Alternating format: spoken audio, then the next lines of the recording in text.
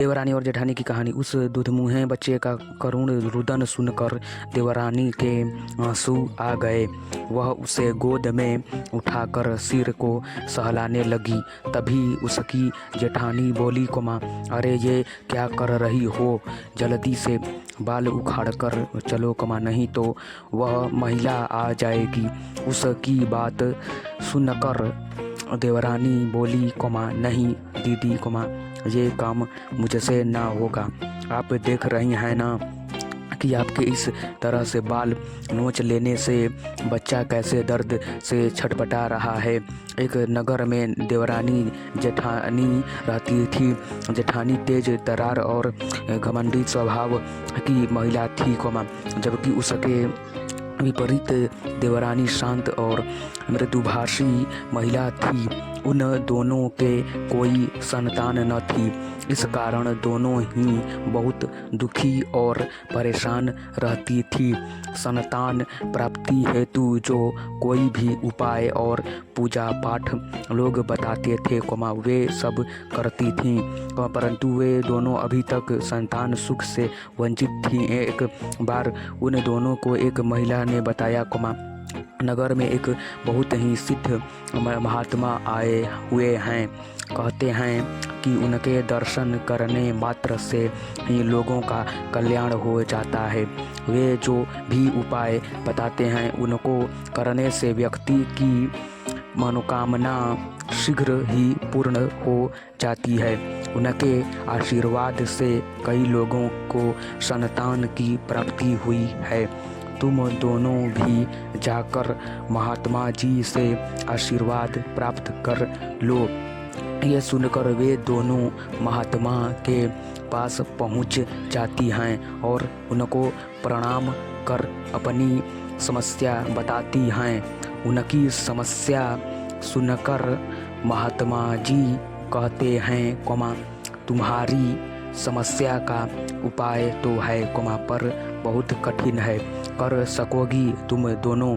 जी महात्मा जी, उपाय कितना ही कठिन क्यों न हो, हम दोनों उसे जरूर पूरा करेंगी। बस अब उपाय बताइए। महात्मा की बात सुनकर दोनों एक साथ बोल उठी। उनकी बात सुनकर महात्मा बोले, इस बार आने वाली अमावस्या को तुम दोनों एक साल के अंदर के बच्चे के जन्म के समय के बाल लेकर आना, यानी जिस बच्चे का मुंडन संस्कार ना हुआ हो, याद रखना, बाल कटे हुए ना हो, जड़ से उखड़े हुए होने चाहिए। उन्हें बालों से मैं एक ताबीज बना दूंगा, जिसे पहनने से तुम्हें वर्ष के अंदर ही संतान सुख की प्राप्ति होगी। महात्मा जी को प्रणाम कर दोनों वापस घर आ गईं। अब वे ऐसे बच्चे की तलाश में जुट गईं, जो एक वर्ष का ना हुआ हो और उसका मुंडन संस्कार भी न हुआ हो। सौभाग्य से उन्हें एक बच्चे का पता चल गया, जो खेत में काम करने वाली महिला का था। अमावस्या का दिन आया, तो दोनों खेत जा पहुंची और वहीं बैठकर इंतजार करने लगी कि महिला बच्चे के पास से हटे, तो वह बच्चे के बाल ले सकें। तभी महिला ने बच्चे को दूध पिलाकर चटाई पर लिटा दिया और उसके पास अपनी बड़ी बेटी को बैठाकर खेत में काम करने चली गई। जब दोनों ने देखा कि महिला चली गई है, तो वे बच्चे के पास आईं और लड़की को कहा, जाओ खेत में, तुम्हें तुम्हारी माँ बुला रही हैं, तब तक हम बच्चे का ख्याल रखेंगे। लड़की चली गई। उसके जाते ही जेठानी ने जल्दी से बच्चे के बाल मुट्ठी में पकड़कर नोच लिए, जिससे बच्चा तड़प उठा और बहुत जोर जोर से रोने लगा। उस दुधमुहे बच्चे का करुण रुदन सुनकर देवरानी के आंसू आ गए। वह उसे गोद में उठाकर सिर को सहलाने लगी। तभी उसकी जेठानी बोली अरे ये क्या कर रही हो, जल्दी से बाल उखाड़ कर चलो नहीं तो वह महिला आ जाएगी। उसकी बात सुनकर देवरानी बोली नहीं दीदी ये काम मुझसे ना होगा। आप देख रही हैं ना कि आपके इस तरह से बाल नोच लेने से बच्चा कैसे दर्द से छटपटा रहा है। अरे पागल हो गई हो क्या? ऐसे किसी भी बच्चे से ममता दिखाएगी तो कभी भी तू माँ ना बन पाएगी।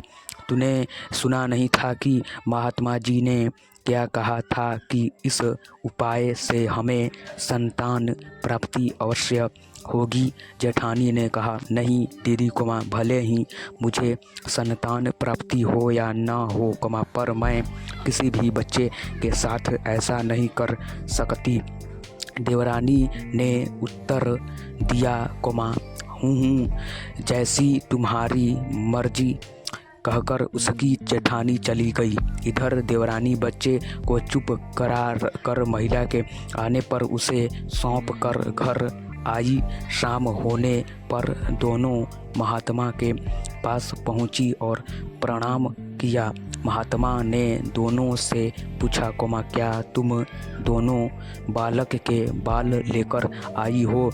यह सुनकर जेठानी ने तुरंत अपने हाथ आगे किए और बोली जी महात्मा जी, आपके कहे अनुसार मैं बालक के बाल ले आई हूँ। फिर महात्मा ने देवरानी से पूछा तो वह बोली मुझसे यह काम ना हो सका। मैं अपने स्वार्थ के लिए किसी अबोध बालक के बाल नहीं उखाड़ सकती। जब जेठानी जी बच्चे के बाल उखाड़ रही थी तो उसे कितनी पीड़ा हो रही थी जो मुझसे देखी नहीं गई। अब चाहे मुझे संतान सुख की प्राप्ति हो या ना हो, पर मैं यह घृणित कार्य नहीं कर सकती। महात्मा जी मुस्कुराते हुए बोले यह तो तुम दोनों की परीक्षा थी जिसमें तुम सफल हुई। जिस स्त्री में हर बच्चे के प्रति ममता और वात्सल्य हो जो अपने स्वार्थ के लिए किसी और का अहित ना करे, मेरा आशीर्वाद उसके साथ है। भगवान तुम्हारी मनोकामना जल्द पूरी करेंगे। वहीं जेठानी अपना सा मुँह लेकर रह गई। देवरानी जेठानी की कहानी पढ़ेंगे तो कभी किसी से झगड़ा नहीं होगा। भूमिका कहानी कहा गया है कि मुझे गुस्से से गुस्से को नहीं जीता जा सकता। दूसरे शब्दों में कहें तो आग से कभी आग नहीं बुझती। यहाँ पढ़ें देवरानी और जेठानी की एक कहानी जिसमें बताया गया है कि किस तरह थोड़ी सी समझदारी से लड़ाई झगड़ों को टाला जा सकता है और आपस में प्रेम से जीवन गुजारा जा सकता है। एक देवरानी और जेठानी में किसी बात पर जोरदार झगड़ा हो गया। बात इतना बढ़ गई कि दोनों ने एक दूसरे का मुंह तक नहीं देखने की कसम खा ली और अपने अपने कमरे में जाकर दरवाज़ा बंद कर लिया। थोड़ी देर बाद जेठानी के कमरे के दरवाजे पर खटखट हुई। जेठानी ने ऊंची आवाज़ में बोला, कौन है? बाहर से आवाज़ आई, दीदी मैं। जेठानी ने जोर से दरवाज़ा खोला और गुस्से में बोली, अभी तो बड़ी कसमें खा कर गई थी, अब यहाँ क्यों आई हो? देवरानी ने कहा, दीदी सोचकर तो वहीं गई थी लेकिन मुझे अपनी माँ की कही एक बात याद आ गई। माँ ने कहा था जब भी किसी से कुछ कहा सुनी हो जाए तो उसकी अच्छाइयों को याद करें और मैंने भी वही किया। मुझे आपका दिया हुआ प्यार याद आया और मैं आपके लिए चाय लेकर आ गई। बस फिर क्या था। दोनों रोते रोते एक दूसरे के गले लग गई और फिर साथ बैठकर चाय पी। यह कहानी हमें यही शिक्षा देती है कि बिगड़ती परिस्थितियों में भी थोड़ी समझदारी दिखाई जाए तो संबंध जीवन भर बने रहेंगे। राजा और तोता की कहानी। एक समय की बात है, एक राज्य में हरिशंकर नाम का राजा राज करता था। उस राजा के 3 बेटे थे। उसकी ख्वाहिश थी कि वह उसका सबसे काबिल बेटा उसकी राजगद्दी संभाले, लेकिन वह इस बात से लेकर संशय में था कि तीनों में से किसे वह अपना राजपाट सौंपे। एक दिन राजा को एक तरकीब सूझी। उसने उसी समय अपने तीनों बेटों को बुलाया और कहा, बेटे, आज मैं तुम सबसे एक सवाल पूछता हूँ, अगर तुम लोगों के सामने एक गुनहगार खड़ा हो तो तुम उसके साथ क्या करोगे। इस पर राजा के पहले बेटे ने कहा, उस अपराधी को सजाए मौत दी जानी चाहिए। वहीं दूसरे बेटे ने कहा, गुनहगार को काल कोठरी में बांध देना चाहिए। उस रात जब तोता सो रहा था तभी एक सांप वहां आया और उसने राजा के लिए एक अमृत फल को खाने लगा। सांप ने फल को खाया, इस कारण उस फल में जहर फैल गया था। हालांकि तोते को इस बात की भनक तक नहीं थी कि अगली सुबह जब वह जगा तो फल लेकर महल की ओर चल पड़ा। जब वह महल पहुंचा तो खुशी खुशी सीधे राजा के पास गया और कहा, महाराज, मैं आपके लिए यह अमृत फल लेकर आया हूँ। आप इसे खाएंगे तो सदा के लिए अमर हो जाएंगे। यह सुनकर राजा काफ़ी प्रसन्न हुए। उन्होंने तुरंत उस अमृत फल को खाने के लिए मांगा। इस पर एक मंत्री ने कहा, जरा रुकिए महाराज, आप इस फल को बिना जांच किए कैसे खा सकते हैं। एक बार याद दे लीजिए कि तोता द्वारा लाया गया यह अमृत फल सही है या नहीं। राजा उस मंत्री की बात से असहमत हुआ और कहा कि तुरंत इस फल को एक कुत्ते को खिलाया जाए। राजा का आदेश पाकर सैनिक ने फल का एक टुकड़ा कुत्ते को खिलाया। फल खाते ही कुत्ते की मौत हो गई। यह देख राजा गुस्से से आगे बबूले हो गया। उसने क्रोध में आकर तलवार से तोता के सिर को काट दिया, साथ ही फल को फेंक दिया। कुछ साल बाद ठीक उसी स्थान पर एक पौधा निकल आया। यह देखकर राजा लगा कि यह उसी जहरीले फल का पौधा है। उसने सभी को आदेश दिया कि उस पेड़ का फल कोई नहीं खाएगा। कुछ दिन बाद एक वृद्ध व्यक्ति उस पेड़ के नीचे आराम करने के लिए रुका। उसे भूख भी काफ़ी जोर से लगी थी। उसने उस पेड़ से फल तोड़ा और खाने लगा। फल खाने के बाद वह बूढ़ा व्यक्ति एकदम से जवान हो गया। राजा ने जब यह देखा तो वह आश्चर्यचकित रह गया। उसे समझ आ गया कि वह फल जहरीला नहीं था। उससे बहुत बड़ी गलती हो गई। उसने बिना सच्चाई जाने तोता को मार दिया। इसे लेकर उसे काफ़ी पछतावा भी हुआ। इसके लिए वह मन ही मन खुद को कोसने लगा।